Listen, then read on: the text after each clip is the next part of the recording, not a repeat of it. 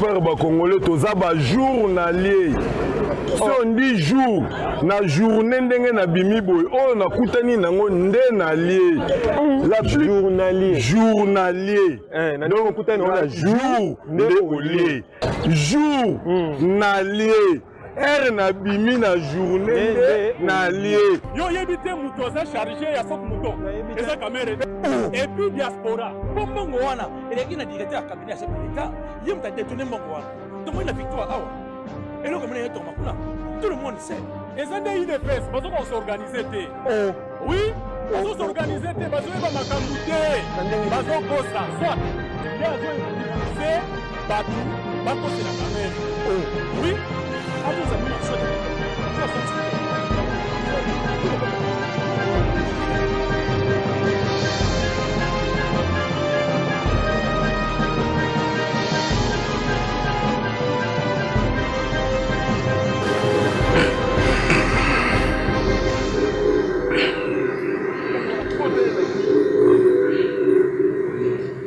Un vendredi 11 juin 2021, exceptionnel pour le compte de cette émission. Dénonçons, très chers fidèles téléspectateurs, c'est l'heure de notre rendez-vous de tous les jours à 19h30 heure de Kinshasa. Particulièrement aujourd'hui, on va traverser des très beaux moments ensemble avec vous tous qui nous suivez de partout au Congo. Voilà. Nous vous disons encore une fois un grand merci pour votre présence devant vos écrans.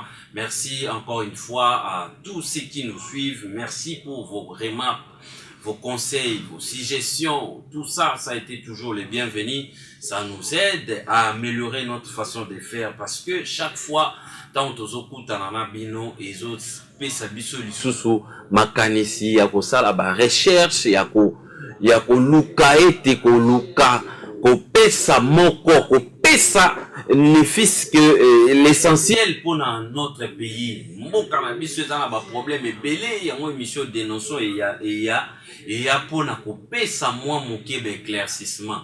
Mais ensemble avec vous tous, très chers fidèles téléspectateurs, au bozo dénoncer matin, midi, soir, bolembate, au panza sango ya émission, au bolembate, au betali solo ya émission, bolembate, au dénoncer parce que travail na biso tozo sala, il faut to comme senti na souka to lo baete lobby to sala ki musala o esengeli yango lelo to boti mbuma. Le chef de l'État azana ba intention déjà ya ko lancer état de droit, c'est-à-dire pour na ko relever, pour na ko tombola social, il faut déjà état de droit à l'instaurer. Pourquoi? Pour na ko bundisa impunité ton bazo beta soleil impunité to komona nyoso to komona miibi to komona ba nyoso to komona wana injustice to komona tout.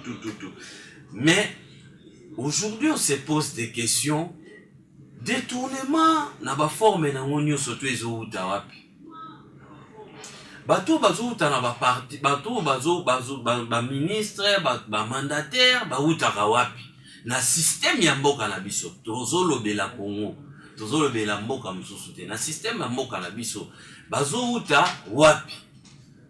Nous nous sommes posé des questions to lobi non bazo uta na ba parti politique. Est-ce que parti politique bazo sala musala o esengeli? C'est ça notre question. Parti politique ezo sala musala, parti politique ezanini na yebi ke boze belé déjà bozo sala biso basi ke boza liboso ba etando ikena bino. Merci beaucoup d'être présent parmi nous. Yango lelo to loba ito réfléchir nano ensemble na moto moko ya mayele ya mboka na biso oyo wapi ya kopesa biso lelo ba éclaircissement na linyo Simba Biki na fait, s'il vous plaît. Simba Biki na fait o dénoncer na yo.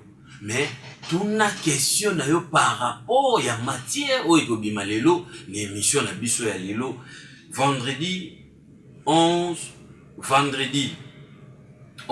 juin 2021. Voilà, je dis encore une fois un grand merci à l'équipe qui travaille de main d'effort pour la réussite de cette émission.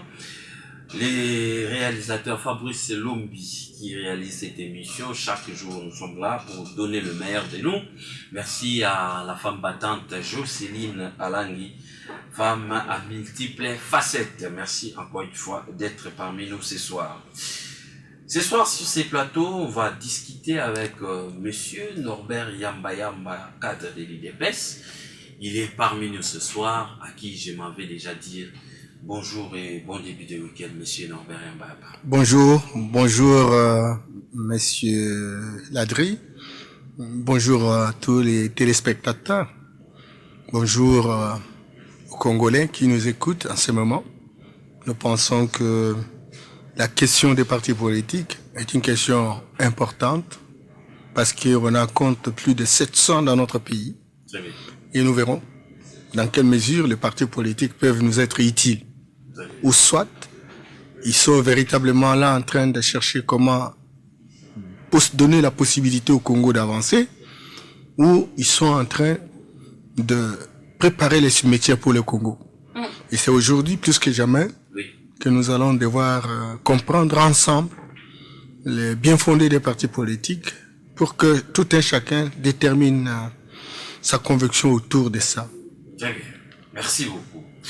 On va réfléchir ensemble avec Monsieur Norbert Yamba Yamba, cadre de l'IDPS, sur sur le fonctionnement des partis politiques. On se pose des questions, sur le fonctionnement des partis politiques, parce que dirigeants, la plupart des dirigeants autour du monde, parti politique. Mais parti politique ezali nini? Parti politique ntina na yango eza nini? Parti politique les soni les aranakati pour bien fonder na yango eza nini? Nani akoki ko adhérer na parti politique? Ba motivation nini poussaka batu ba kota na parti politique? Lelo simba bit na fait temple ya réflexion. Dénonçons né à la charge ya makambo surtout toko solo là na Monsieur Norbert Yamba.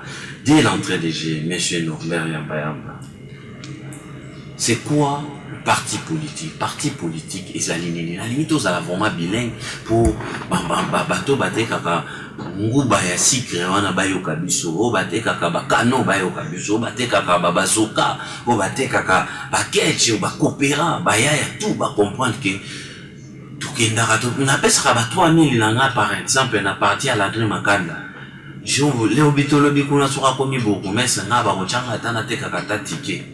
Mais lelo tozana yo toujours le col expert parti politique et aligné par définition. Ndeko Landry eza mutuna kitoko. Merci. Parce que lelo tobengi parti politique na boko kona biso toyebaki yango te. Modèle tobana ko kamba bambuka na biso izalaki na mibeko oyo bakoko basalaki okuta chef du village soka kofi baluki mwana ye bacheye mwana boanya mwana mayele mais ata baza 10 bakozo ata oya suka soki moko aza mayele akoko sala azala na service à population. Bon, tant que modèle aye na modèle oyo aye ya ko gérer mboka na bango babengi yango république. Et na république ezali modèle ya ko kamba mboka et modèle wana ezosenga mingi pour koma na pouvoir il faut outa na parti politique. Parti politique ende ko sala makasi na ndenge ke ba gagner ba élection pour tant ba gagner ba élection ba koma na pouvoir. Alors parti politique il ko mania. Parti politique ezali sanga ya batu. Lisanga o ezo permettre que batu o bazo partager vision moko. O bazo kanchaki mboka na bango pone bonga. Il faut baser ensemble. Mais la vision à bango bakobongisa makambo etali ya santé, bakobongisa makambo etali ya bilei, bakobongisa nzela, bakobongisa makambo etali ya ba enseignant ba batangisaka na bano bakende classe makambo nyonso oyo ke moto akoki kozwa litomba te abika na ndenge ngobani parti politique azali lisanga ya bato ba décider po ete bango basalela ekolo basalela population azwa litomba ezali eloko ya kosakana te ezali nde lisanga oyo tobengaka na lompoto technique certainement que ndenge akosala mpona kozwa baadhésion banini tout ça eza na makambo etali politique mais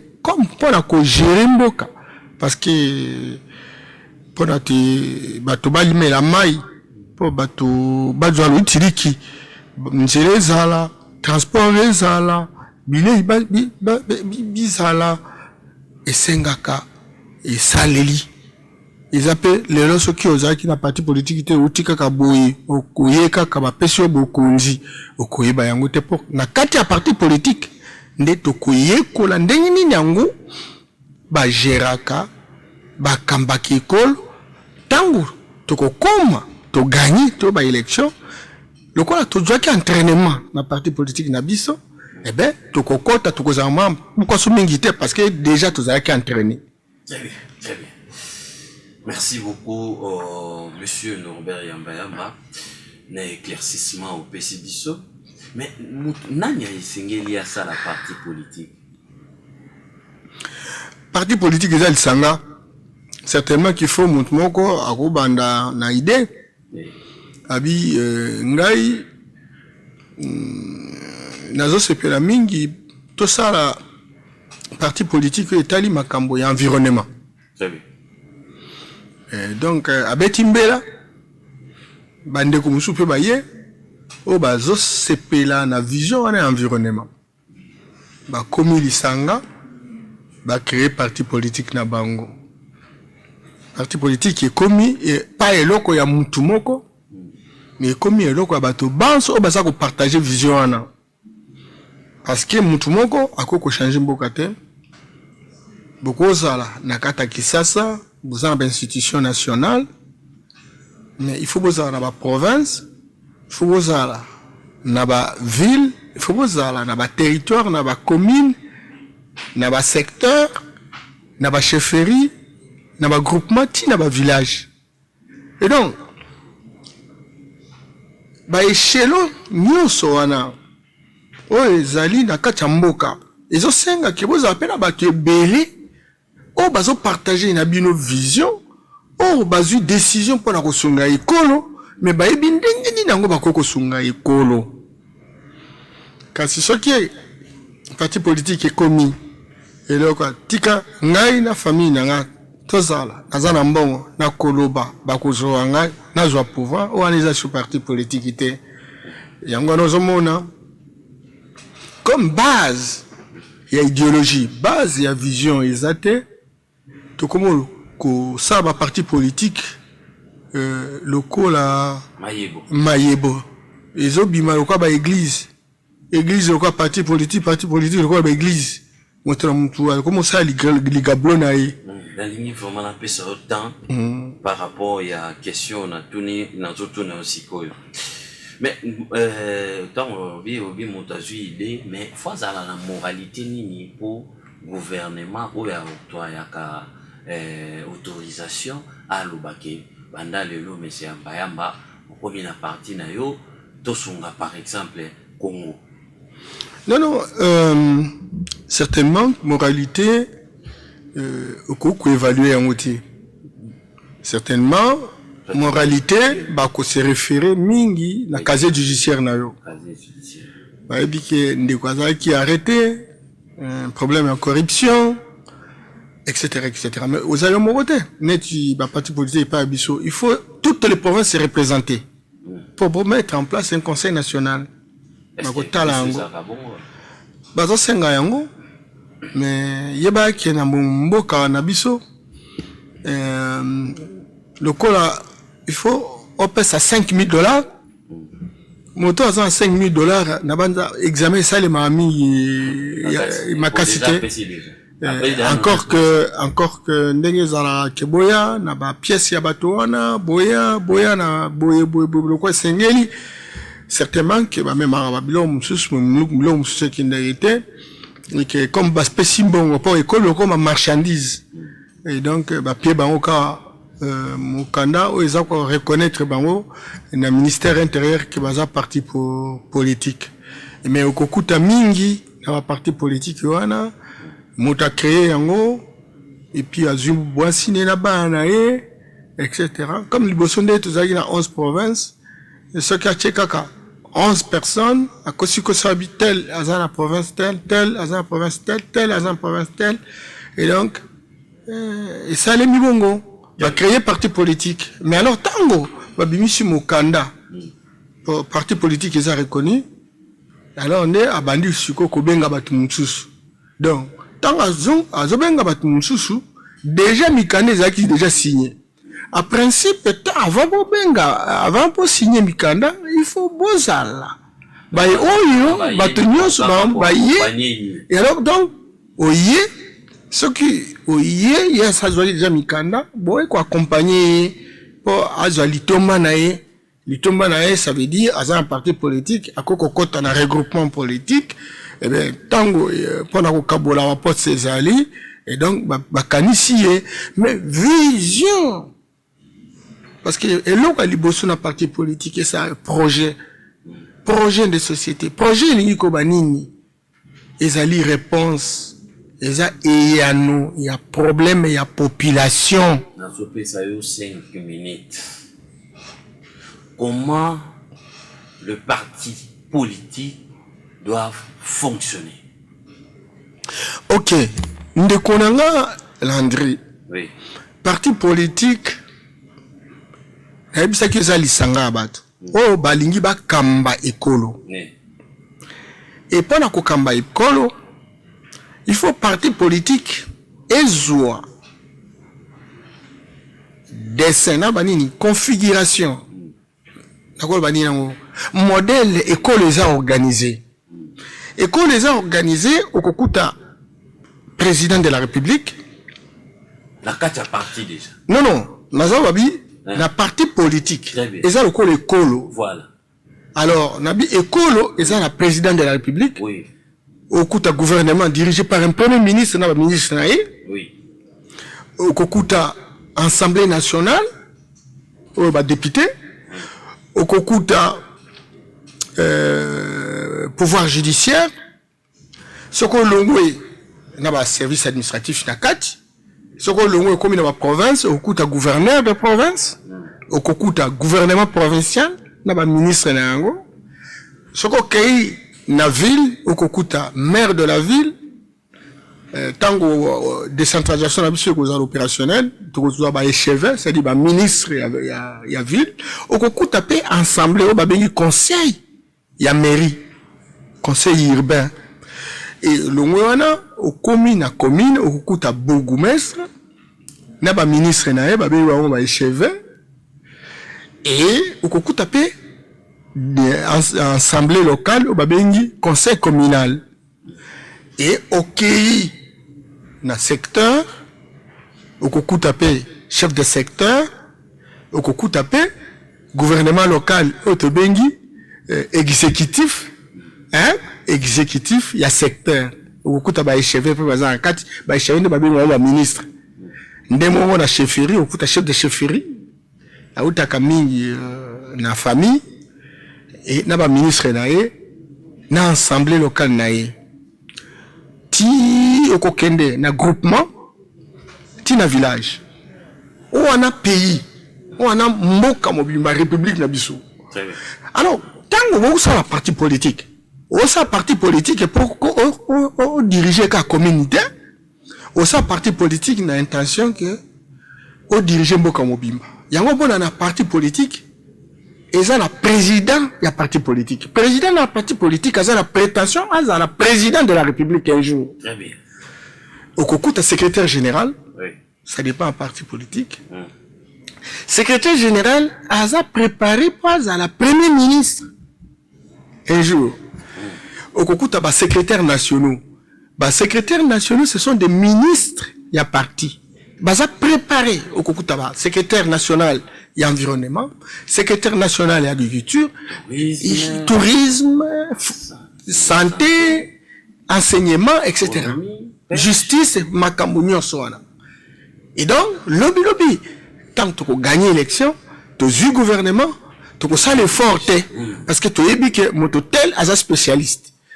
Na katika y a pas ministère, on a à l'intérieur, au coup tu as commission. À Toza, secrétaire national, mais aux autres diriger commission, par exemple, il y a environnement. Bah, il dit que, Toza, na motonabiso, il y a ibi, makambo, environnement, collègue. Na katika parti politique, Toza, là, babengi, comité national. Comité national, il y a le parlement, il y a parti. Na katika, au coup, président. Il y a assemblée, il y a comité national. Au coup, tu as membre du comité national. Membre du comité national, président, il y a comité national, a préparé pour un jour à diriger l'Assemblée nationale. Membre du comité national, ça la makambo, se préparer, pas dit, députés nationaux. Ndenge moko kokene ma province, président fédéral, a préparé pas un gouverneur. Et le gouvernement fédéral, on peut pas préparer pour pas avoir gouverneur, ministre provinciaux. Ndenge moko kokene na ville, na commune, okokende ti na village. Chef de secteur. Chef de secteur, etc. Donc, parti politique, Tobengi, Ezalakana, pour un vrai parti politique, ils ont adhésion à bateau, il faut un projet de société. Est-ce qu'ils projet de société, Ezali, comme le problème est en Katamboka, le problème est en Kata société, Tolobi il kamboya mai, nini to sala poto zo mai. To komina mukana na biso. Poto zo mai. To ko zala na régie des eaux. Régie des eaux wana eko banda ko utiliser ba usine ko distribuer mai. Mais comme mboka na biso régie des eaux est implantée partout, politique na biso ezali en dehors régie des eaux na ba milieu urbain. To ko linga mingi to sala pe induction d'eau gravitaire. Donc ça la nini, aménagement des sources. Ce que ça la nini, fontaine. Alors, comme tout ça par exemple, dans 1437 entités territoriales décentralisées, il faut tout ça autant de fontaines. Tout ça on a dans projet de société. Ma comme école, il faut gratuité. Mais l'université, voilà, notre ligne, etc. Donc, secteur na secteur, vous proposez ma réponse. Vous proposez biano. Biano, on a des bases benga, na kat, et batia on a mikanda, benga un projet de société. Et ça y est, la réponse par rapport au problème de la société. Et, na kat, il y a secteur, par exemple, l'environnement, moto est responsable de l'environnement. Il faut maîtriser, ayeba, te na singiniki, réponse yi na ngoso ki yoto zu pouvoir, na secteur na environnement à kosa la nini. C'est ça. Mais malheureusement, nous avons mon expérience, nous avons formé, mingi à l'époque, na batinda en Allemagne, na Etienne Tshisekedi à l'époque, pour la formation, oh, et ça là que le lot, presque dans 43 pays africains, pour la Kosunga, ça va parti politique, ça va vrai parti politique. Mais qu'est-ce qui se passe? Dans parti politique, certainement, pour le président, ils ont place où il y a ça l'entraînement, ils ont signé des documents, des nominations, des révocations, ndenga ko banda ko diriger ba réunion, ndenga ko banda ko dispatcher ba responsabilité, ndenga ko landela ba résultat ya moko na moko kaka na kaka parti politique. Ba réunion ya secrétariat national, to bengi gouvernement du parti. bazo ça ba réunion technique. Et na kata réunion technique, moko na secteur na ye. Oya benga mim secrétaire national à l'organisation. Asa ko la ministre de l'Intérieur. Quelle est la politique? Oya yo. En principe, il faut akende. Ayeba ba loi nyonso ezwami mibeko nyonso ezako salima na kata ministère de l'Intérieur. Ayeba situation ya organisation ya mboka, police ya mboka, ordre public ya mboka a maîtriser yango. Voilà, kati ya parti politique. Na kati ya parti politique. Oya environnement. Aye, azo sa la recherche, akei, azui, ndenge ba problème ni na ngo za kata ministère na ye. Tango bazo sala réunion ya conseil des ministres ya bango en kata parti. Moko na moko azako sala rapport, quoi rapport ya état ya secteur na ye. Et ce qui azo sala ba ebinde ba bazo discuter etc. Parce que baza en préparation pour que lobby baza ba responsabilité publique. Otuni bazo sala ya solo la plupart des partis politiques. Non seulement na kati ya parti politique baza en banque de données. Ça veut dire, na cause à ministre information, combien de communicateurs tous en ont, on va ça journalisme, on va ça communication, on va banque de données. Non seulement on a parti politique pesant la représentation dans le pays moussoussou, qu'on appelle banque de données zali, il y a baye le bazar, membre kuna, mais mutuna profil nae, babino. Na Chine, par exemple, tous un économiste monétariste à ça la grande performance. Le jour où on a un problème, comme il a pouvoir, tous a besoin, il y a un gouverneur à banque. Na kata parti politique d'absolument, tous a moko na biso, à la Chine, à la monétariste à Rosunga biso pour toujours un résultat. Alors, mais si koyo, ba discussion moderne wana secteur par secteur et ça les makate. Et ça va, tout ça là, réunion. Tant ça réunion, la plupart, les Japonais pour préparer meeting, la plupart, pour la partie politique, pour préparer tout manifestation, etc. Et au Kolongwa, des nations, jusque dans le village. Et que, bateau bakazana kata secteur, baye bateau potentialité, c'est-à-dire, bozuya bango, tout, à sa partie politique, baye ba ne serait-ce que marché tel, et bimisaka mongo tel, rien. Très bien, très bien.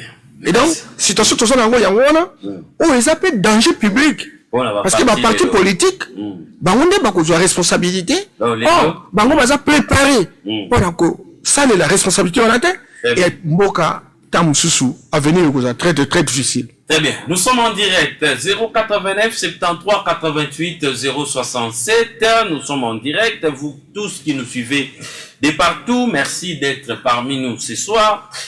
Quid sur le fonctionnement n'engeni faut parti politique et sengeli kambama nde ya mwana tozo solo la lelo bokoyoka makambo oyo mpaka kulutu Norbert yamba ko bimisa lelo eza PTT tiaka ka crédit na kofonga la téléphone retourna mutuna na yo avala zongela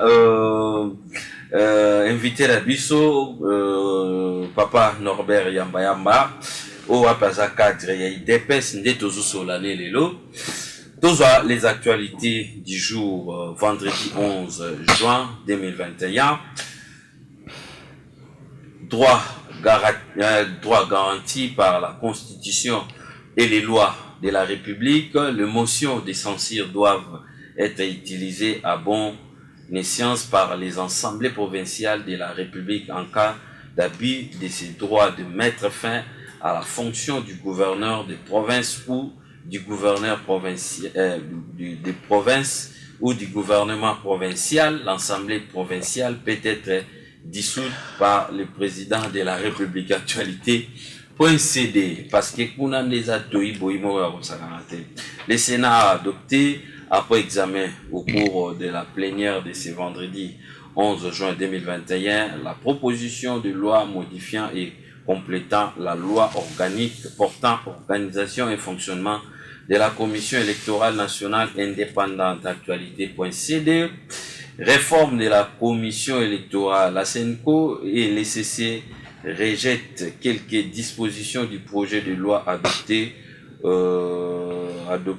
Elle recommande que la société civile soit majoritaire au sein du bureau politico.cd. Bitumbe Bandi.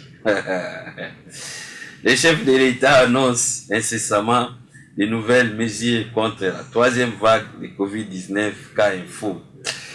Retenu sur salaire des enseignants, la CG à l'EPST interdit cette pratique au coordonnateur provincial des écoles conventionnées. Politico.cd. Kinshasa, la veuve du général Delphin Kayimbi et sa tante en détention à la prison centrale de Makala. Radio Kapi. Oh là là. FCC, nous avons à travailler pour qu'il y ait un retour de communion totale entre notre vision politique et celle du peuple congolais. Politico.cd. Au total, 15 maisons ont été calcinées dans un nouvel incendie qui s'est déclaré au quartier Kassali, en commis de Kabutu, à Bukavu. C'est vendredi 11 juin. L'origine du fait demeure jusque-là inconnue. Politico.cd. On va acheter par le sport. Les Léopards livrent leur deuxième match amical des préparations. C'est vendredi 11 juin contre les Aigles du Mali au stade El Meza de Tunis sous le coup de 16 heures. C'est le dernier test nouveau sélectionné Hector Cooper après une première rencontre perdue 0-1 contre la Tunisie. Actualité.cd. Merci beaucoup Jocelyne Alangui pour les actualités. Nous continuons avec notre invité Norbert Yamba Quid sur le fonctionnement des partis politiques. Mais éléments nous surtout énumérés monsieur Norbert Yamba éléments nous sont énumérés. Est-ce que les lots n'a pas parti politique na biso ezali ndeko Landry nangala bakisa moi eloko muke na permettre parce que eloko nyonso lisanga nyonso poni longa feza makoki ina makoki wana izosenga na bayi o baza ondima pa bakota na parti politique bapesa ko babengi cotisation et soko tali ba parti politique na biso rare peut-être en dehors quoi ba IDPS moi mukende na ba palu ba mané osa ba cotisation pe ba ça ba cotisation rare ceux qui parti politique à un pouvoir té c'est difficile ba ça la cotisation et sur 700 partis politiques à 99% ba ça ba cotisation té mingi zaka président il moko mutazo supporter parti ba dépense yango mona président a commis ko remplacer ba tcheba non tozana organe suprême congrès mais et commis ba décision ya président parlement ya parti ko ça les contrôle té parce que ils a eloko na yé parce que azo tchaba moyen na yé cotisation et ça les makate etc. et bien et bimisaka nini division ya parti politique parce que ba o ba kotaki ba que président kaka ye mutanza ko zo ba décision et donc bon mo ina bango pe engagement bazwa ki poto ba bon sikolo et ko ça le matin ba mususu ba se retirer pour ba créer parti politique bis. Donc en réalité sincèrement na observation parce que même na ça na à travers le pays na bongisi ba formation et belé à ba parti politique to bimisa même na ba beaucoup oyo ba parti politique est-ce que alors que tel bo salaka bo yibsabiso etc. Donc 99% ya parti politique ah sali la caractère et ça masanga moko et salemi ba tozo profiter parce que population ça koyeba malamu te bon tika tokota na mbulu yeke yango zomona ebele ba okoma ba riche mais au moins ba militaire bango baza pauvre Très bien. Tu attaquer mon problème. Les lots énumérés, ils surtout de comprendre que celui qui soit parti politique à l'ère actuelle, pour c'est long, parti politique na Congo, ils ont été. Pour les éléments, surtout, ou invité dans le bus à Pessi, na parti politique, surtout. Exact. Parce qu'il y a le BAS qui bénéficie de la formation, Félix, Etienne, si c'est ce qu'il dit. Atindai na Allemagne, na Berlin, oui. Na Berlin. Mais les lots, Babylon, qu'on les a soutenu dans la partie politique. Mais attention. Oui. Non seulement, la Berlin, na sa formation, na comme peu beaucoup belé, mais na sa directeur de formation, na l'école du parti, na IDPS. C'est très important. Donc, na l'obité que, tant on a 99%, na zoti 1%. Ceux qui ont le bio aux directeurs de formation, la partie IDPS n'est place sur toujours côté. Tout à fait. Donc, les lobbies. Mais donc, ça veut dire que oui. Ça reste un défi. Tu l'obité que la partie politique, ça la kata mounkete non. Mais ils ont défi mounene n'attend ou toloba qui est au modèle à occidentaux, modèle à république, qui fonctionne comme une république. C'est tout le monde que tout ça n'a pas coquille à fonctionner comme une république. Tu interroger donc qu'on a biso tout le année ba qu'on a so donc fonctionner tu ba ko tchango la constitution na ba loi de la république pour tout fonctionner mais n'attend autorobi que tu imiter mindele tout ça le quoi bango yango mona donc parti politique ou démocratie yango et comme un piège mais ça sur le ko pona ko ça le développement en bokate donc IDPS Union des démocrates. Union pour la démocratie et le progrès social. Progrès social. Oui. Et moi, bon, bavandi, bazui les canishoana, nengo biso, tout ça, biso tokota la beaucoup plus angle. Les lobes ont un pouvoir. Les lobes, motindi pe ba militant abino, ba komaki pe ba ministre. Ça fait déjà na loi liboso, ba uti kolongwa, ba reconduire si tout va bien, ba reconduire karamoko. Donc, au balongo, dans le but que baza va médiocre, mais baza pe cité na ba déchet. Mais comment le fonctionnement y a parti politique na bino lelo au pouvoir? Est-ce qu'ils ont ça leur fier? Yo moko nenge uzuza parmi ba bénéficiaires à formation? Comment la nenge parti na bino lelo ils ont tambola? Ils ont ça leur fier? Il faut tout nanga que par rapport à tel fait. Au monde donc il n'a pas ça ndakisa n'a pas ça les lobos lança système il y a parlementaire debout tout ça là idée on a la parti politique tant on énuméré ah na yo bien monté que ça et où t'as bino ndeko Landry tu le bagi qui tant beaucoup parti politique il faut provoquer l'adhésion. Il faut provoquer l'adhésion.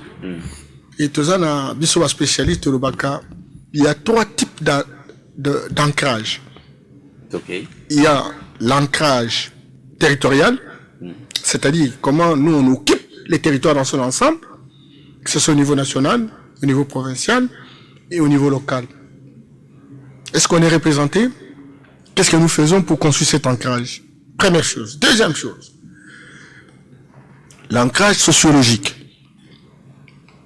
Est-ce qu'on est représenté dans toutes les tribus ou de toutes les ethnies? Il ne faudrait pas que ce soit un parti politique essentiellement pour telle ou telle ethnie ou telle tribu. Il faut construire cet ancrage sociologique. Okay. Troisième compartiment, l'ancrage institutionnel. Est-ce que les institutions de la République, nous sommes représentés? Nous sommes là parce que nous avons un projet de société. Nous avons une vision. Et nous voulons construire une dynamique pour booster la société. Il faut donc être représenté à différents niveaux d'atterrissage pour que nous puissions apporter des innovations qui permettent à la société d'avancer. Cependant, pour susciter l'adhésion, il y a ce qu'on appelle des structures statutaires et des structures non statutaires qu'on appelle des structures informelles, mais qui sont très efficaces dans la mobilisation populaire. Informelles. Et donc, dans les structures statutaires, et ça a un statut. Donc il y a un informel. Dans les structures informelles, certainement qu'il y a des associations. C'est comme ça que vous avez une multiplication des associations qui se font et qui croient à la vision et à l'idéologie, au projet de société de l'UDPS. Donc, ces structures-là sont des structures autonomes, mais qui ont une alliance conjoncturelle avec l'UDPS. L'UDPS. Les autres sont là parlementaires debout, dérapage. Kofinga na ba autorité, kofinga ba égir, oyo muto azolo ba no ya parti à pouvoir. Et puis okoyoka baka oyo ba benga oka diosha. Donc muto azolo ba lukuta. Donc avant d'ici plus de 50 personnes, pour ça ba que lave oyo ebi volcanique oyo yaki wana ezalaki ba or ne ba encercler yango. Pourquoi parti ya munene lokola ya IDPS bozoko ka ko gérer nenge boza boye na pouvoir bozoko ko gérer ba nino bengi na informalité pona et attirer ba to ba s'adhérer pour moi bozoko ka ko gérer yango te boutique yango voire même les lots partenaires na bino détail Vital Kamerhe ba fingi na mwasi na ye son nouveau secrétaire général que je salue monsieur Billy Kambale a interpellé voire même secrétaire Augustin Kabouya. Qu'est-ce qui se passe au juste? Vous voulez, aux autres, bah, IDPS à la partout, mais immoralité, moko est régné dans la République démocratique du Congo. Mais c'est ça, c'est ce qu'on constate aujourd'hui. Parce que hier, Bino Bobane, qu'on condamnait, peut perdre.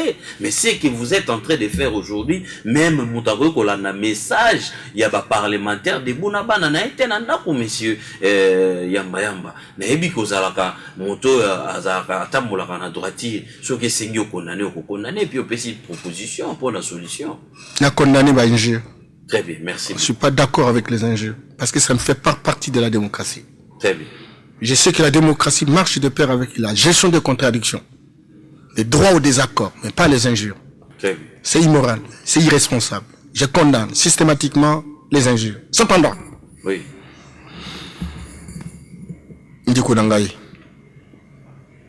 Nous avons connu 80 ans de colonisation. Je ne vais pas citer la traite négrière,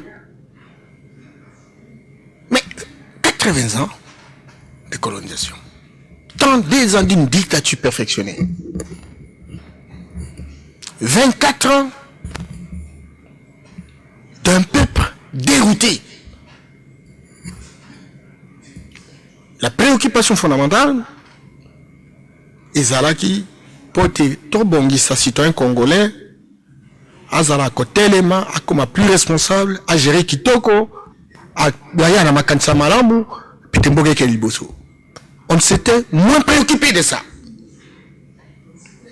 Et nous avons donc des hommes et des femmes dans les différents partis politiques qui visiblement, soit ils sont dans la résignation, ça veut dire ils sont naïfs, ils ne comprennent pas les responsabilités, bazo rouler bango, bazo sakanesprit na bango, soit ils posent des actes incontrôlés.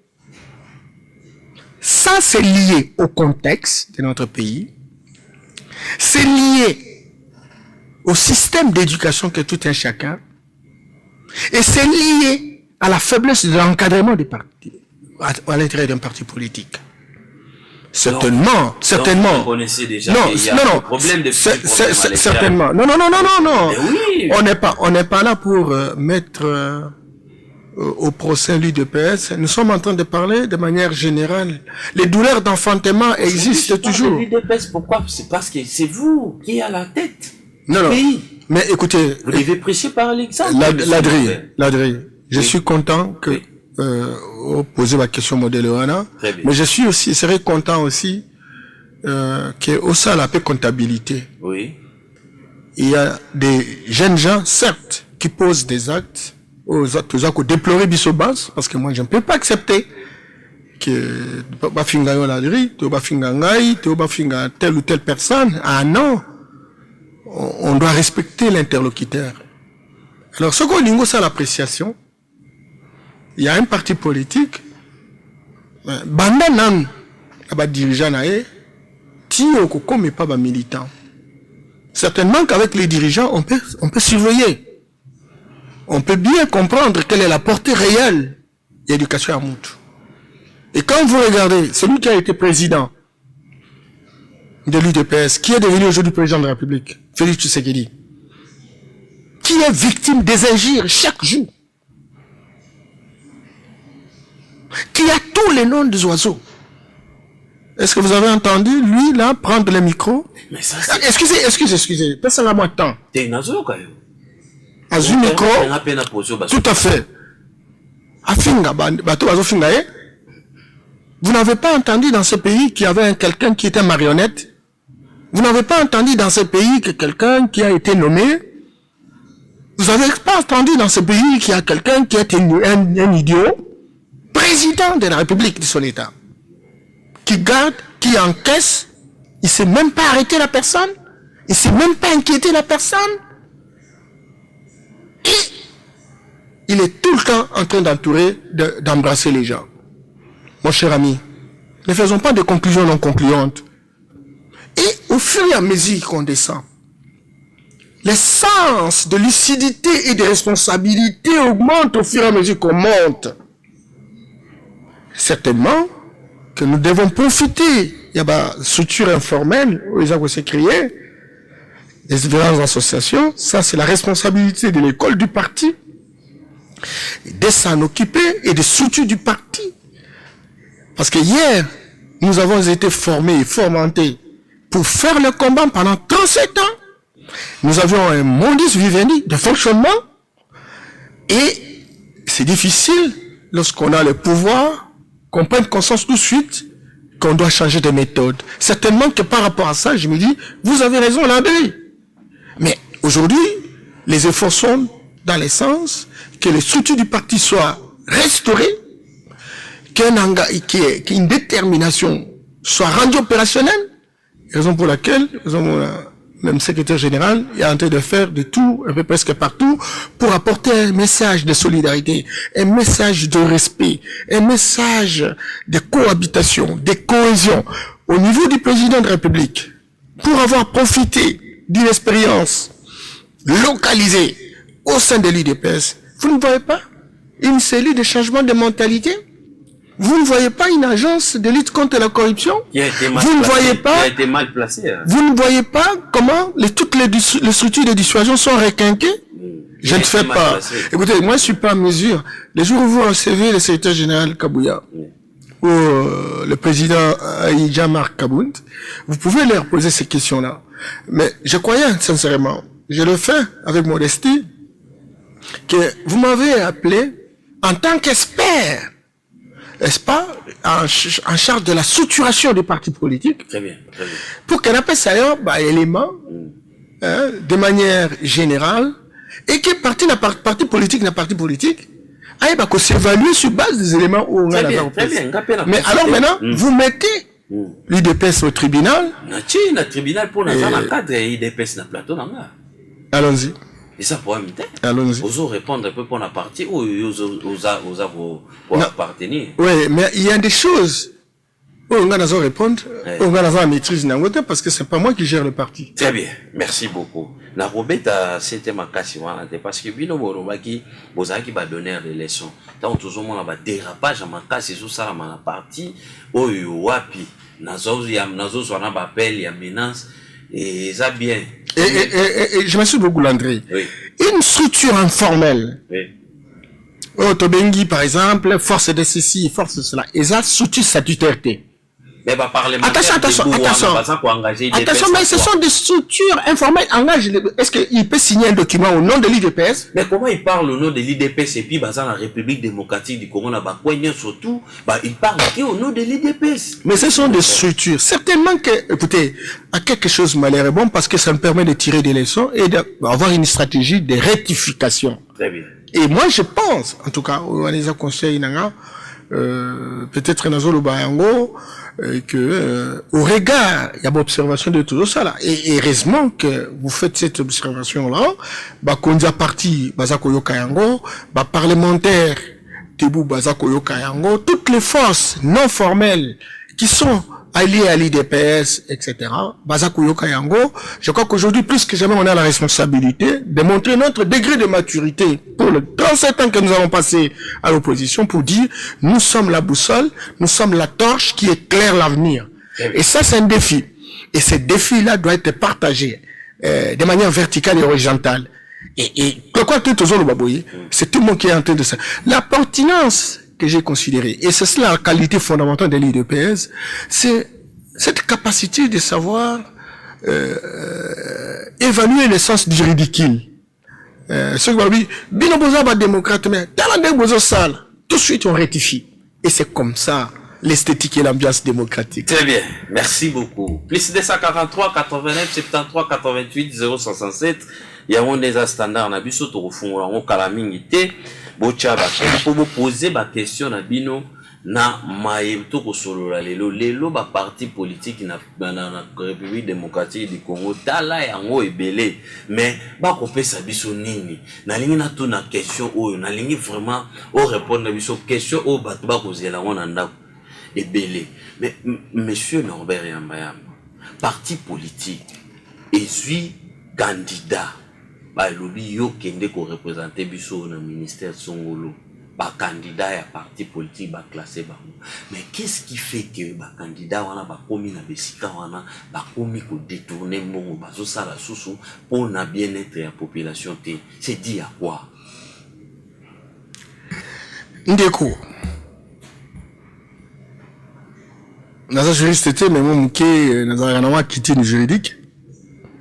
Est-ce que la responsabilité est individuelle?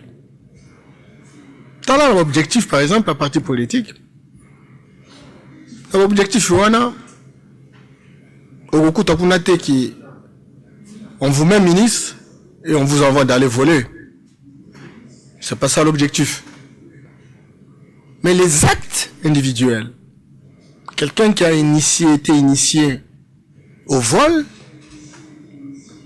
et lorsqu'il a une responsabilité, il peut bien se distinguer dans ce genre de choses. Vous n'allez pas accuser le parti politique. Certainement qu'on a la responsabilité de faire ce qu'on appelle le nettoyage des cerveaux à l'intérieur d'un parti politique. Ça aussi, c'est encore un défi. Maintenant que nous avons accepté le jeu de jouer à l'occidental, nous avons abandonné tout ce qui relève de nos ancêtres. Mais nous devons jouer le jeu. Et pour jouer le jeu, il faut connaître les règles du jeu, pour gagner le jeu. Mais nous faisons fi aux règles du jeu. Comment allons-nous gagner le jeu? Parce que, en réalité, les quelques bien entraînés, ils prennent les trains en cours de route parce que banque de données, Yakoyeba ke biso toza na parti politique tel.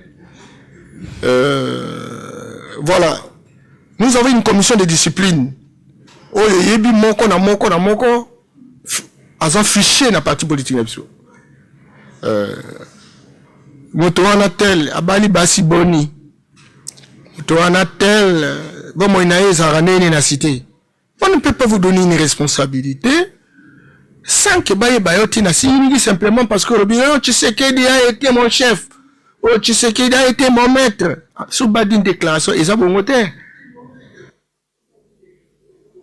Mais si on dit par exemple, les gens sont sincères. Les gens veulent bouger le pays. Les gens veulent aller de l'avant. Les gens savent la destination. Nakata famille, moko ya mama muza na ate. Mais ce qui nous a un banque de données.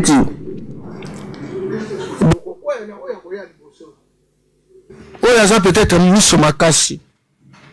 Oya za tam susu plus proche ya mokonzi. Oya za peut-être za na relation moko boye etc. Et donc yende ba pesi responsabilité.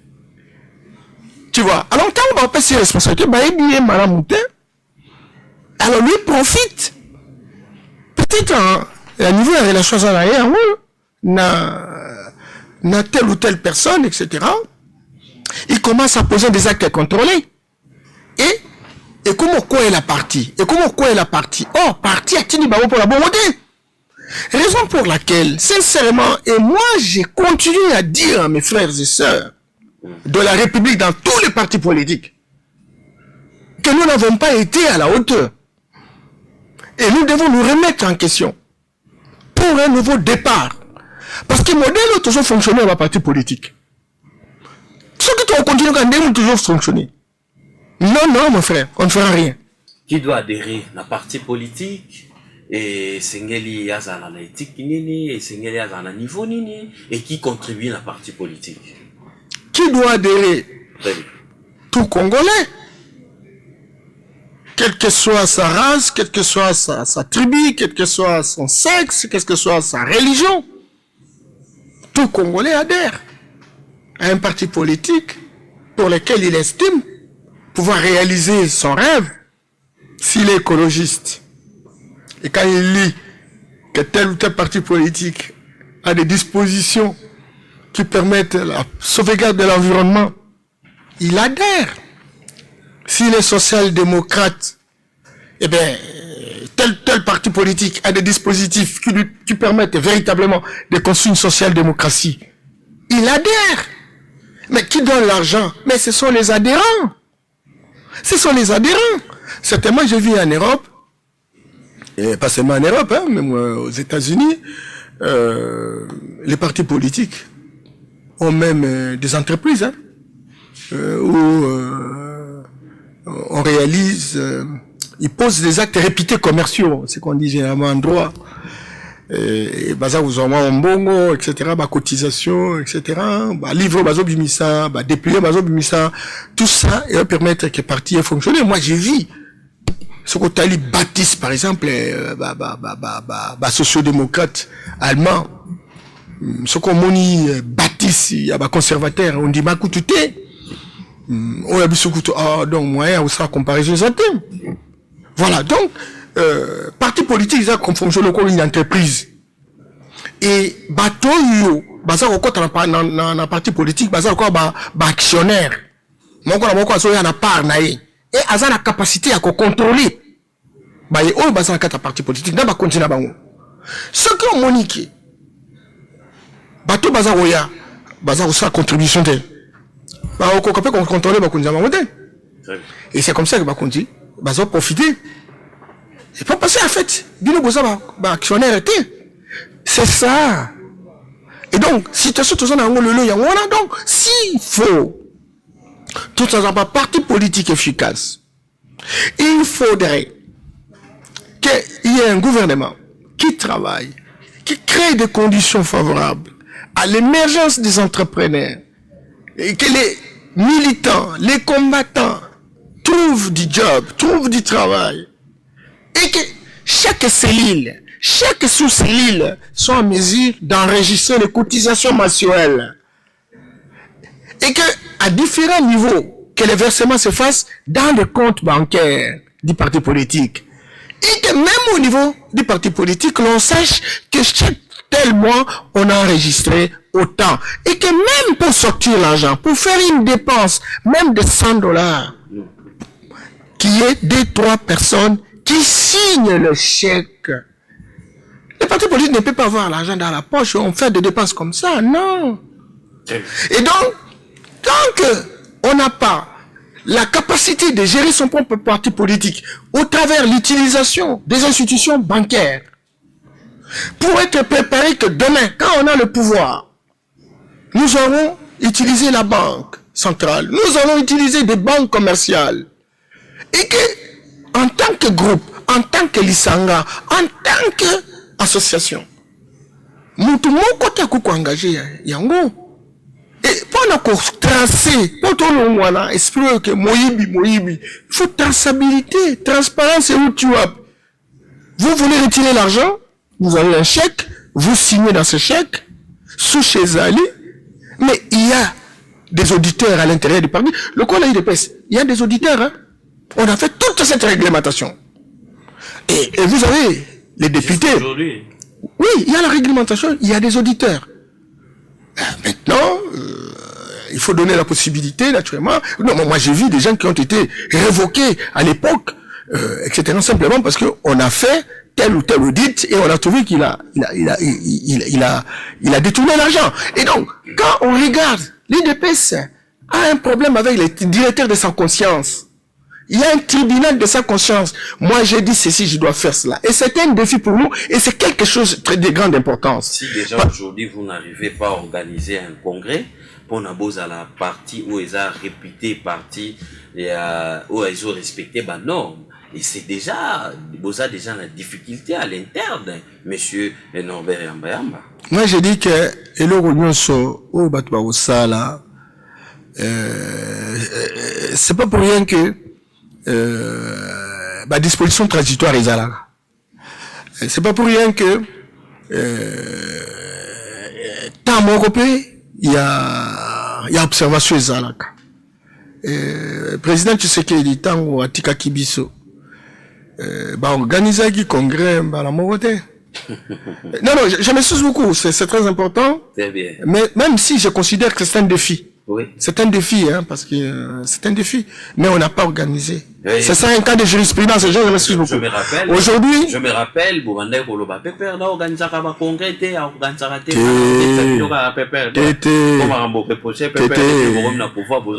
est-ce que PPRD va continuer à voyer dans Liboso?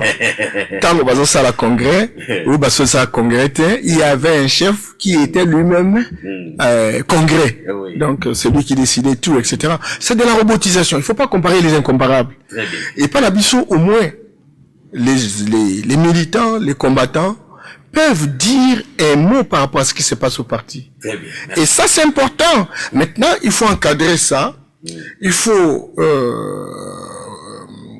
modéliser ces énergies pour que ces énergies sortent quelque chose qui permette véritablement au parti d'être boosté. Et ça, c'est le défi qui est le nôtre. Très bien, très bien. C'est le défi qui est le nôtre, pour lequel nous tentons mordicus de pouvoir construire une dynamique qui va permettre à donner un sens de direction par rapport à l'avenir. Merci beaucoup.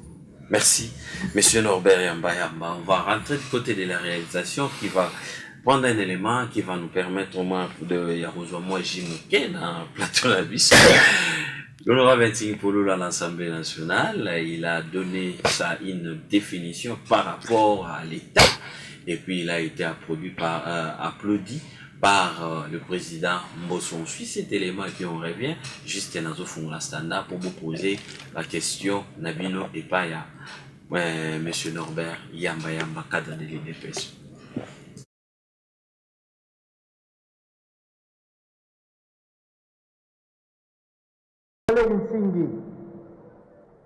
Merci Président et très chers dignitaires à l'Orient. Je félicite l'auteur de la proposition. Président, j'ai suivi les débats, surtout l'axe qu'on qualifie de prolifération des ordres.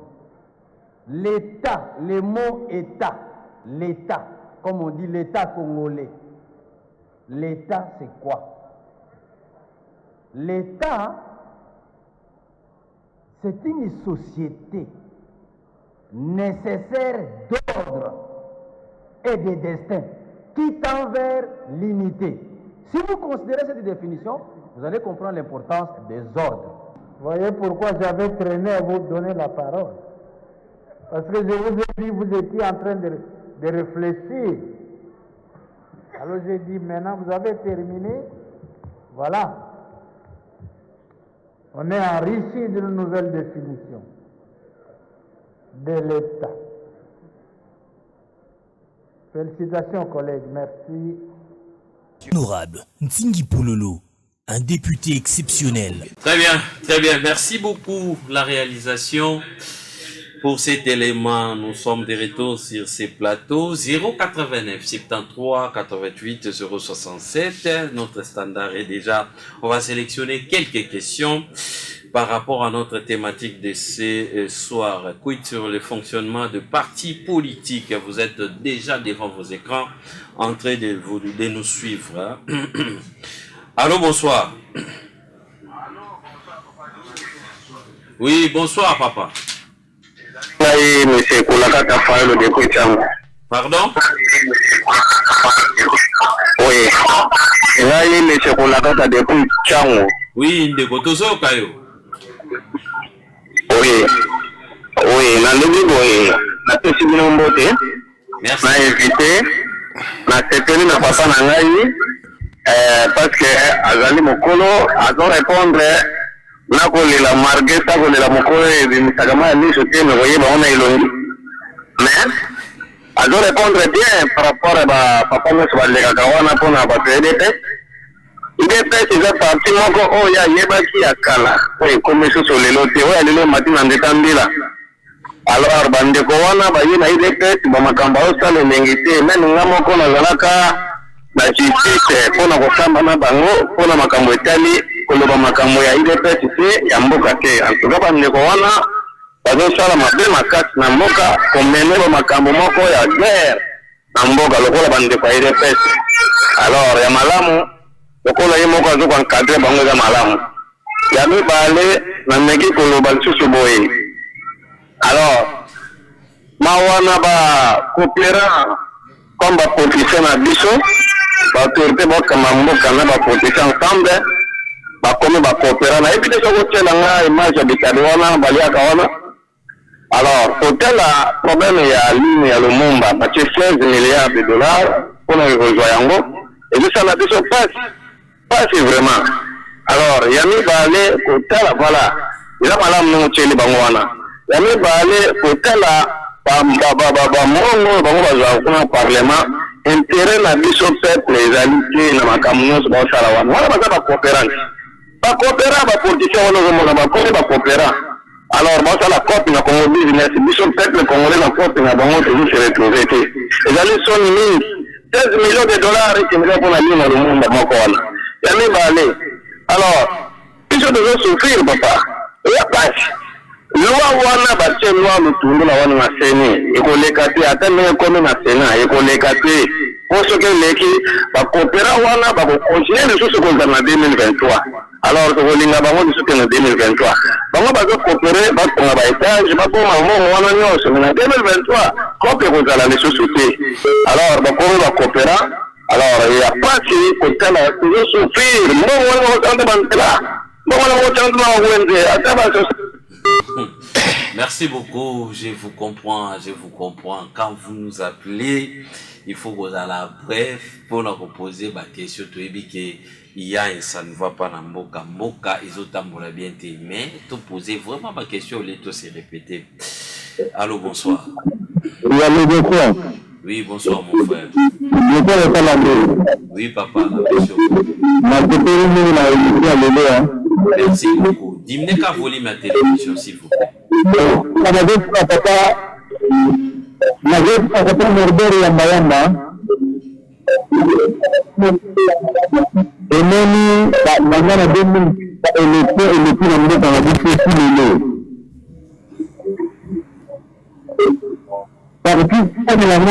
partis politiques et voilà qui a projet de société pour l'intérêt congolais, pour la peuple congolais. Ce qui a pour autant deux partis politiques, deux partis politiques et voilà qui a projet de société pour l'intérêt la peuple congolais. Très bien. Le projet de société n'a pas de politique, il est libre seulement d'ailleurs quand on a projet de société na bango. Projet de société na bango libre d'ailleurs quand on est. Contribution na wana. Très bien. Merci beaucoup. Ok. Merci beaucoup. Ce qui bobengi biso, en tout cas, esengeli na mutunyo surtout azobenga a posé question na 089 73 88 067. Quid sur le fonctionnement des partis politiques? Tozana mwana mboka Norbert Yamba Yamba na plateau na biso poser question OEP aza cadre IDPS. Occasion ya mwana epesa mielibi. Allô, bonsoir. Allô. Oui, bonsoir mon frère, vous en direct. Oui, bonsoir. Bonsoir. Ok. invité Nayo. Oui. Après ça, il y a deux critères, trois critères. Force d'un parti politique qui a le pouvoir. Comment? Des critères ou trois critères Trois critères et trois conditions essentielles d'un parti politique qui a le pouvoir. Vous avez compris? Très bien.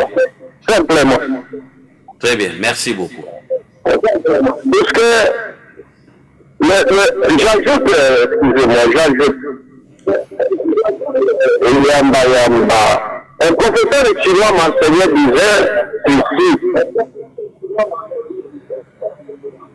la rapidité est une innovation. La rapidité est une innovation. Voilà. Ce qui renforcer crédit na yo, on a robenga biso toza na casting ya bapel lelo parce que thématique oyo ndenge nini lolenge nini ba parti politique na biso ekokambama ekotambola ekotambusama nde ya mwana tozwaki mwana mboka Norbert Yamba na plateau na biso pour répondre biso apesi biso ba ligne déjà nde bino sikoyo komi na tango bino faut vous poser ba question na bino. Allô. Allô. Bonsoir ndeko. Bonsoir. Oui, tozoyoka yo ndeko. Online, monsieur Issa, na Piliboy. Très bien. Et pas monsieur Papa Yamba. Oui. Est-ce que Papa Yamba, Zostala, ou Bazostala, Azolanda Mukolo. Depuis que mon parti sur mon boko zate, Bango Kaka. Ceci dans une source d'abîme, il dépend d'abîmer la arme. Otimba bato, ozokisa, est-ce Papa Yamba Zoda bien avec Bate. Bon, merci. La 2023. Très bien. Merci beaucoup. Merci beaucoup. Ok. Merci. 089 73 88 067. Et là, on a accepté la canapa fidèle téléspectateur et dénonçant.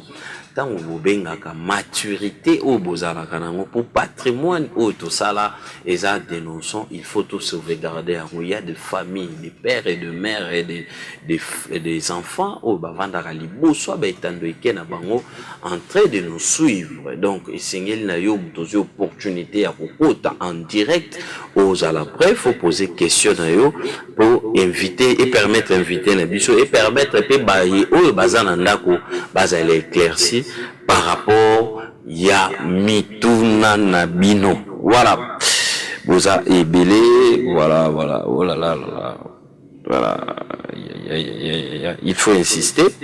Quand vous nous appelez, ce qui est de Yambiou, au Katate, au côté en direct, c'est là 3 ou 4 secondes. Et puis, au Tuna yo. Quid sur les partis politiques en République démocratique du Congo, Ndengenini, ba parti politique et fonctionnaire. Allô, bonsoir. Bonsoir. Ndeko, diminuez volume à la télévision, s'il vous plaît. Oui, merci beaucoup. Oui, Ndeko.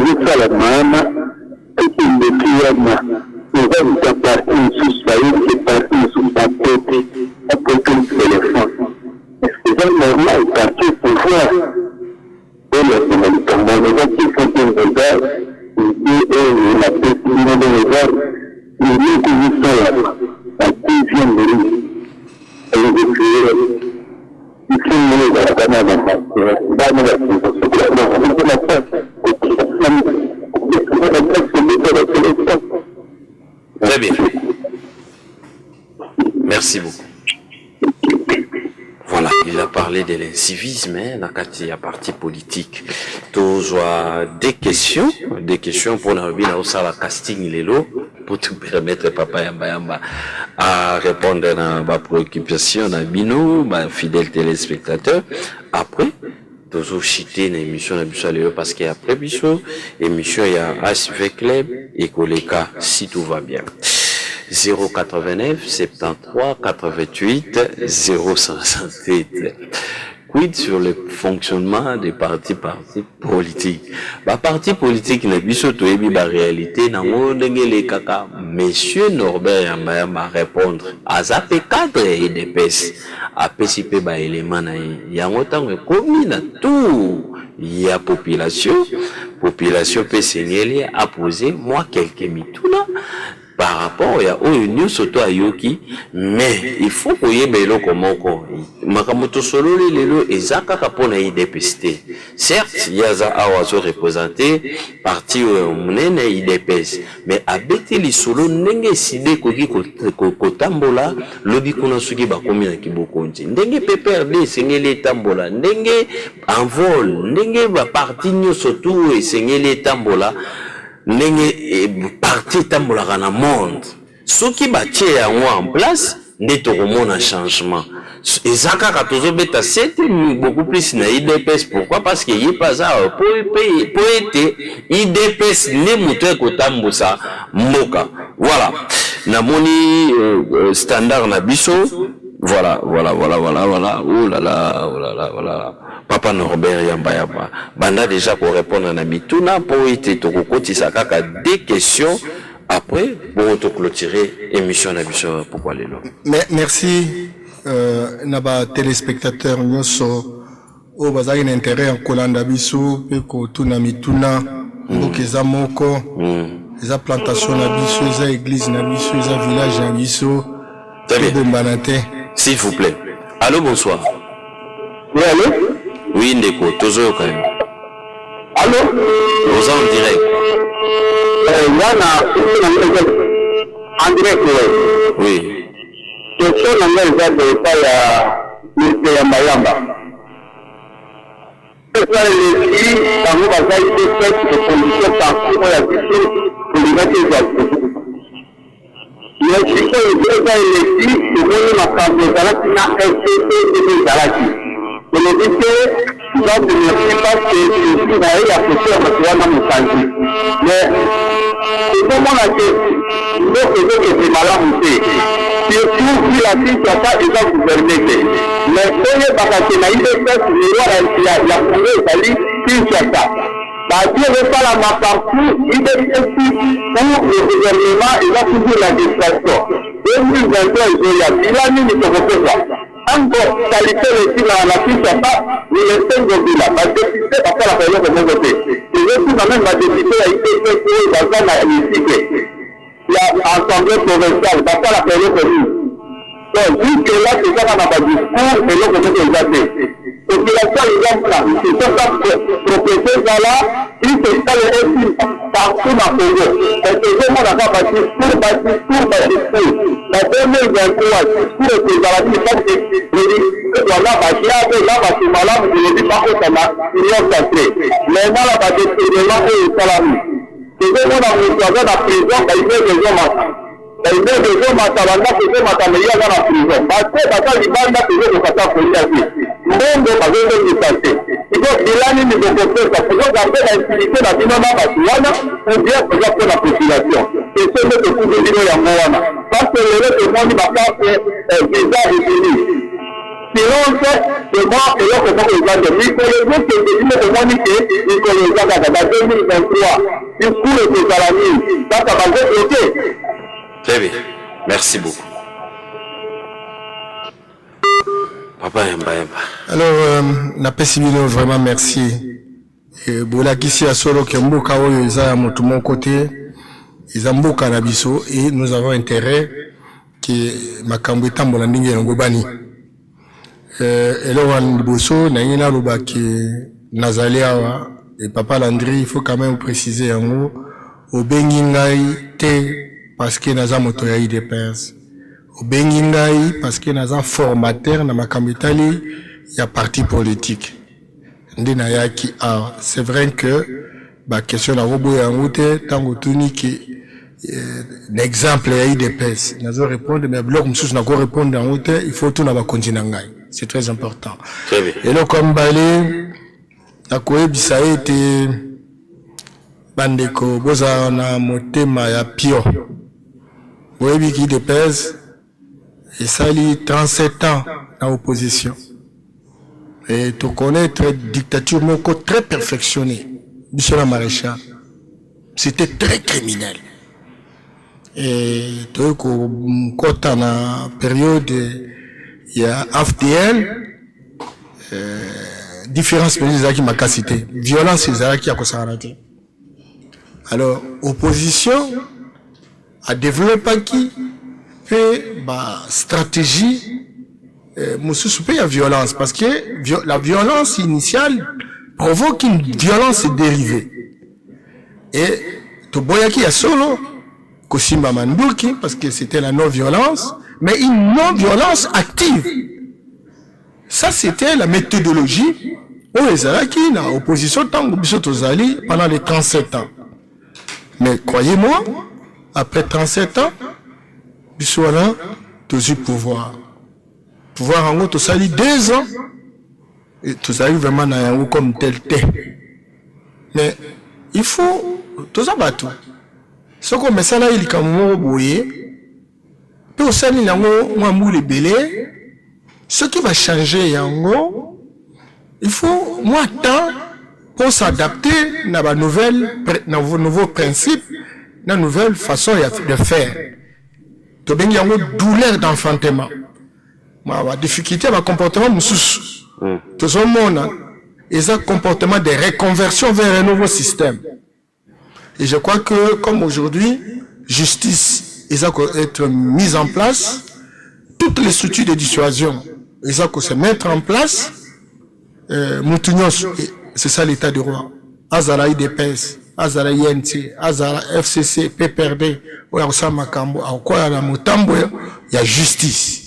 Et donc, il faut changer le comportement moussous.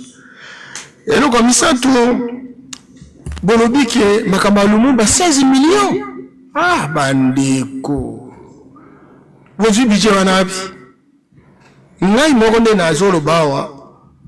Bauta ko bimisa, ce que bolanda qui yango, panel des experts. Oh, bako travailler, pendant makambo Italie, il y a retour, il y a relique. Il y a premier ministre Lumumba.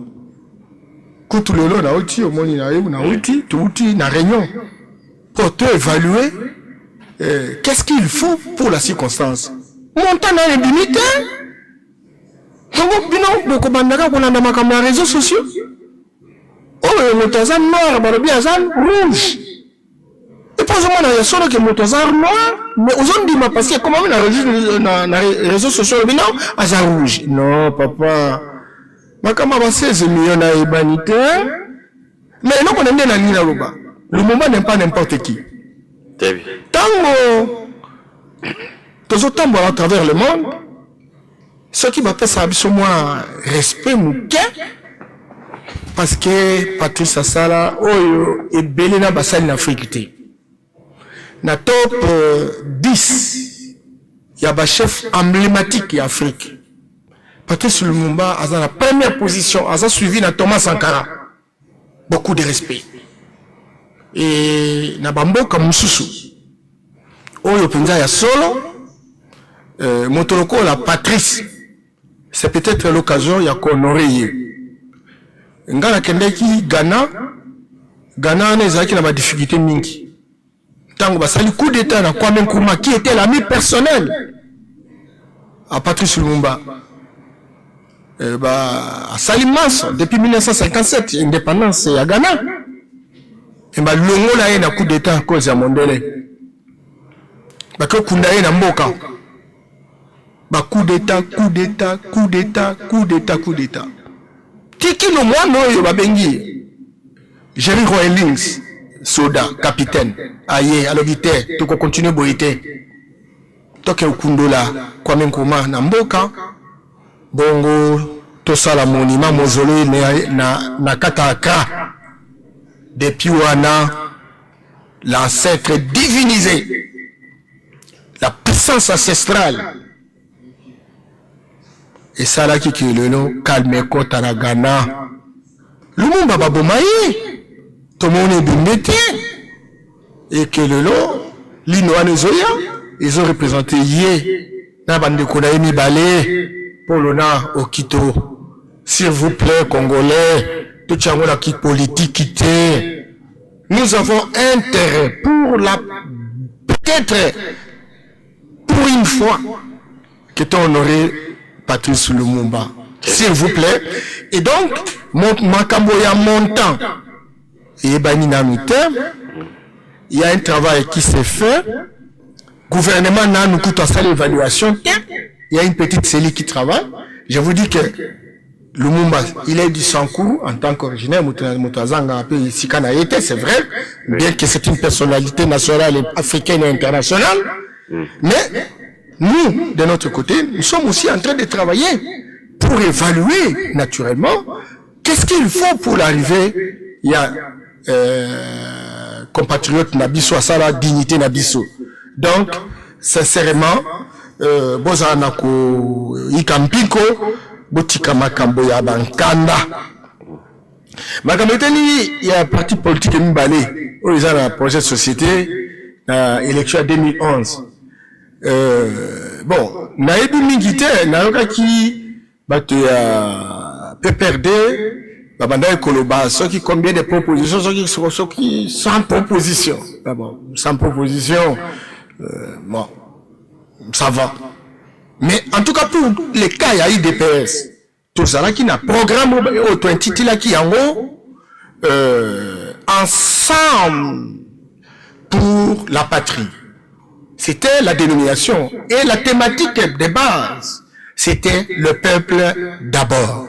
Oh lolo, et ça en application, le président Tshisekedi.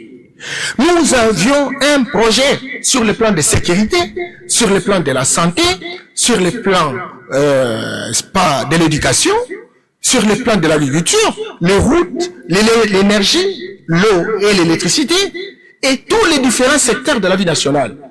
Au point où nous avons dépassé même les différents piliers, il y a objectif de développement durable. N'a pas le développement en terre, mais je dois vous avouer que nous avons fait cet exercice-là.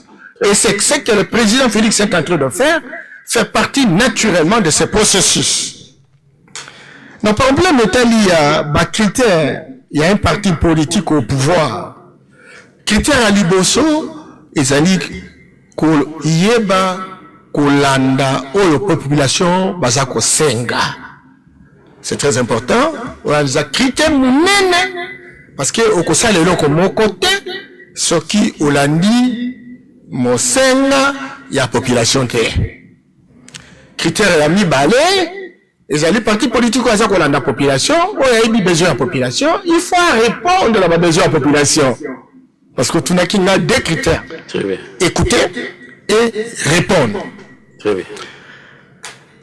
Alors, des autres qui n'a eu des pèses, à Zélaka 2023, Ndeko Nangai, Moko Isaya Bisso, Isaka eu des pèses cité, aux Zélaka 2023, président le Biboloba, Nakoyo Kabino, Nakosalo Yabino, Yozo Zélaka 2023. Ce qu'on se montre que les choses ne marchent pas. Alors, le bail on a déjà monté, mais on a malam. On y a que au bombi, au 2023, mais bon, si comme moto y a quoi en 2023, on a toi l'équipe. Bito bomba kapoto sala instabilité au côté na moka. Quand c'est sûr que tu as le courage. Chaque fois les kambozali, to lobi yango, to sengi yango, to kota la réponse. Alors, Kinshasa. Et puis, mboka na biso eza organisé bandeko na ngai. Il faut toyeba ka pe ba constitution na ba loi de la République. Tozo na loi sur la décentralisation. Loi sur la décentralisation, la loi 012. Tozo la loi 015. 016. Nous se salimina 2008. oyo ezosenga oyo ezopesa mpe makoki na province na bacompétence nyonso eza reconnu. Et puis décentralisation yango moko ezosenga boye na ntango province ezali il faut azala mpe na organe ya contrôle. Et donc organe de contrôle ezali assemblée provinciale. C'est pas le président de la République. Le président de la République n'intervient que quand il y a persistance de la crise au point de remettre en question les intérêts de la population. À ce moment-là, il intervient. Mais lorsqu'il s'agit de pouvoir, mais attention, il y a des compétences, parce que il y a une répartition à la compétence. Il y a compétences exclusives, il y a gouvernement central, il y a 36, il y a 11 compétences partagées, non, compétences provinciales, il y a 29 plus 11 partagées. Makamweta il y a propriété à ville, Makamweta il y a avenue à ville. Je pense que ça relève de la compétence, il y a gouverneur de province. Son premier contrôleur, c'est l'Assemblée provinciale. Alors, au lieu de Babino, et donc moi je suis le matin. Mais tant que vous avez par exemple Nelengesa, vous avez la Massina, vous avez Kingasani, vous avez les députés qui votent qui? Vous interpellez Bango, votre dossier est salé, vous interpellez le gouverneur. Mais maintenant, vous avez la route. Vous avez la 2023. Oh, vous avez besoin de continuer. Et puis vous avez ce qui est responsable. On a besoin de ça. Ils ont mal donc, voilà, union sacrée. C'est vrai que l'union sacrée, ça est mis parce que ma caméra quitté, na FCC cash. Alors, 65% de ministre, na premier ministre, na outaki na FCC. 35% seulement, outaki na cash, au parti à président. Mais, bah, comportement ya bateau. Balinga quitté que Tom Soussou, tu sais qu'il y a la possibilité que va voter. Alors, bateau bazaki la majorité, bah kwesi makambo mabe moyen à cause de la décision pour répondre aux besoins de la population. Bon, on a combien de temps? Bah sauf tout le temps et vous savez matin. Bon, on a combien de temps pour pas boxer col? Il faut qu'on belle là, qu'on bonde là. Ministre comme ça likambo a comme une arrogance à ça qu'on contredit le président de la République à ciel ouvert. Est-ce que dans la condition de on a tout quoi que ça là? Moi je dis non. Mais non, union sacrée ici quoi. 35 jours seulement. 35 jours. Bandeko. Vous allez quoi campiko. Moi pas ça peut ba conseil. Vous allez mité ma ko fungola. Même 2023 ezali, mais ça ndenge malamu parce que tant vous ça la critique.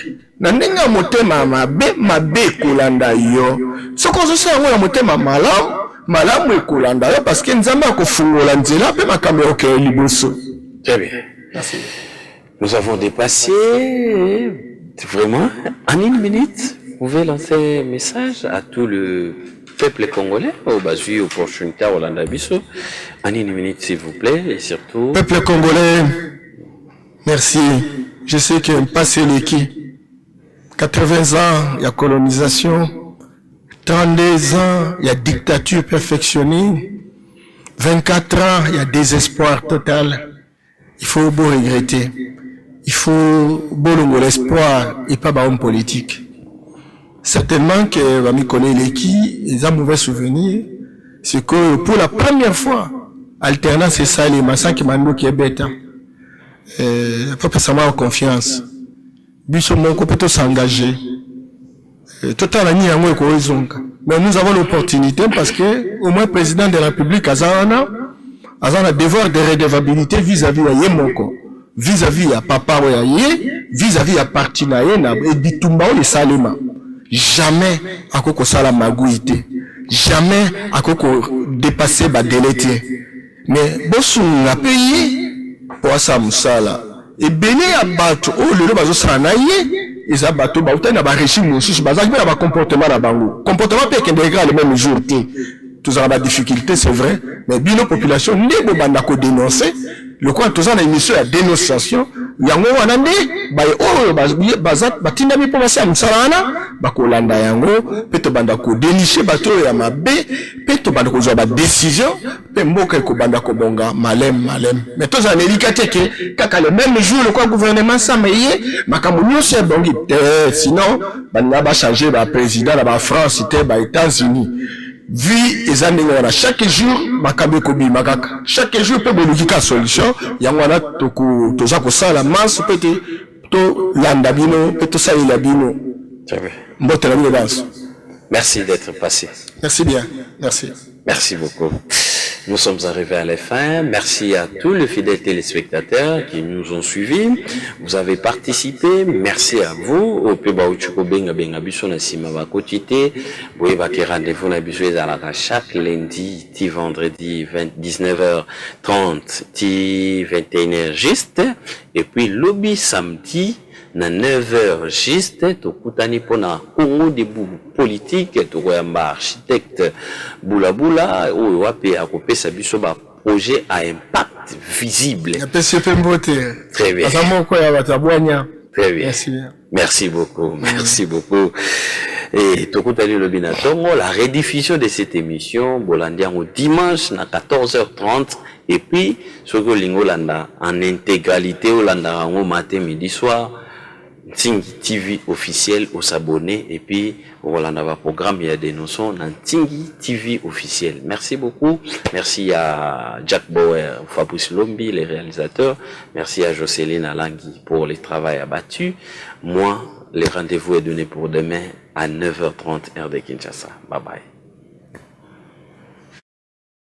Peut-être la plupart des Congolais toza ba journalier. Si on dit jour, na journée ndenge na bimi boy, oh na kutani nango nde na lié. La journalier. Donc kutani on a jour nde olié. Jour na lié. Na bimi na journée na lié. Yo yebite muto za chargé ya sok muto. Eza caméra. Et puis diaspora. Pomongo wana, eleki na directeur ya cabinet chef de l'État, yemta détourner mongo wana. Donc moi la victoire awa. Et là comme on est tombé kuna. Tout le monde sait. Eza nde IDPS, bazo ko s'organiser té. Oui, bazo s'organiser té, bazo ba makambu té. Bazo kosa, soit. Ya zo c'est batu, bako c'est la caméra. Oui. Ah, vous avez